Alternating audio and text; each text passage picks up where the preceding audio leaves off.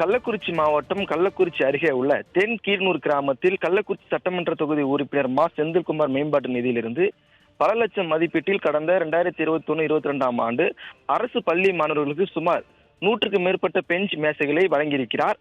ஆனால் அதை பயன்படுத்தாமல் கேட்பாரற்று பாதுகாப்பற்ற முறைகளும் பயன்படுத்தாமல் புதிதாக இருக்கக்கூடிய அந்த பெஞ்ச் மேசைகளை கிராம இ சேவை, அதாவது தென்கிரனூர் கிராம இ சேவை மையம் முன்பு வெளியே போட்டு துருப்பிடித்து வீணடிக்கும் வீடியோ ஒன்று சமூக வலைதளங்களில் வைரலாகி பெரும் பரபரப்பை ஏற்படுத்தியிருக்கிறது. குறிப்பாக கள்ளக்குறிச்சி மாவட்டத்தில் கள்ளச்சாராயம் குடித்து உயிரிழந்தவர்களின் எண்ணிக்கை 70க்கும் மேற்பட்டோரான நிலையிலும் தற்போது மது பிரிவுகளின் கூடாரமாக இருக்கக்கூடிய அந்த இடத்தில் தென்குன்னூர் அந்த இடத்தில் பள்ளி மாணவர்கள் படிக்கக்கூடிய அந்த பெஞ்ச் மேசைகளில் குடிகாரர்கள் ஏதோ பாறையில் அமர்ந்து மது அருந்துவது போல சவகாசமாக மது அருந்துவிட்டு புகைப்பிடிக்கும் கொண்டிருக்கும் வீடியோ சமூக வலைதளங்கள் வைரலாகி பெரும் அதிர்ச்சியை ஏற்படுத்தியிருக்கிறது.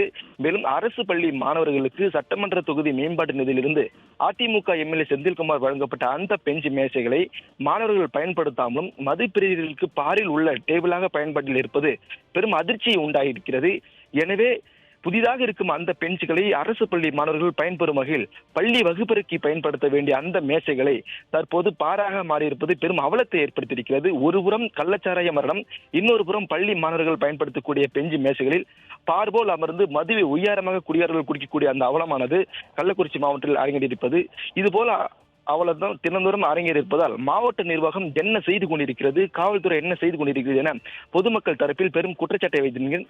எனவே இது குறித்து உரிய நடவடிக்கை மாவட்ட நிர்வாகம் மேற்கொள்ள வேண்டும் என சமூக ஆர்வலரின் கோரிக்கையாக இருக்கிறது. சுரேஷ், விவரங்களை வழங்கியமைக்கு நன்றி பெரியசாமி.